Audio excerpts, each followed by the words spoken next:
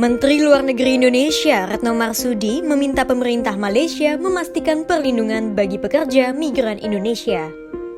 Hal itu Retno sampaikan saat bertemu Menlu Malaysia Zamri Abdul Kadir pada Kamis 29 Desember 2022.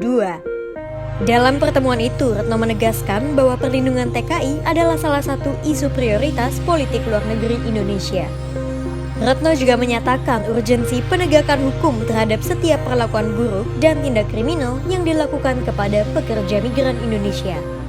Menlu pun menyoroti pentingnya pemenuhan hak pekerja Indonesia termasuk hak finansial, pendidikan, dan layanan kesehatan.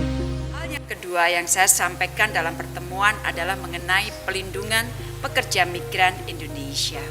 Kami melakukan diskusi yang sangat terbuka mengenai masalah ini. Saya sampaikan kepada Datuk Sri bahwa pelindungan pekerja migran adalah salah satu isu prioritas bagi politik luar negeri Indonesia. Saya yakin Datuk Sri juga sepakat bahwa pekerja migran Indonesia telah berkontribusi terhadap pembangunan ekonomi Malaysia. Beberapa hal yang saya angkat antara lain pentingnya penegakan hukum terhadap setiap perlakuan buruk dan tindak kriminal yang dilakukan terhadap pekerja migran Indonesia untuk menunjukkan rasa kemanusiaan, rasa keadilan. Pentingnya pemenuhan hak-hak pekerja Indonesia termasuk hak finansialnya dan pentingnya pemenuhan hak atas pendidikan dan layanan kesehatan termasuk untuk anak-anak pekerja migran. Menanggapi permintaan tersebut, Menlu Zamri menjamin penempatan dan perlindungan pekerja migran Indonesia. Akan terus bekerjasama dengan Indonesia bagi memastikan pengambilan dan perlindungan PDI adalah berlandaskan undang-undang negara sedia ada.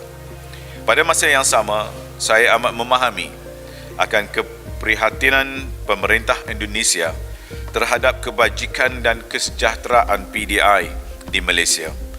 Di bawah kepimpinan yang amat berhormat Datuk Seri Anwar Ibrahim, Malaysia akan melihat semula pengendalian kes-kes PDI ini supaya keadilan dapat ditegakkan dengan berlandaskan peruntukan perundangan negeri dan negara yang sedia ada.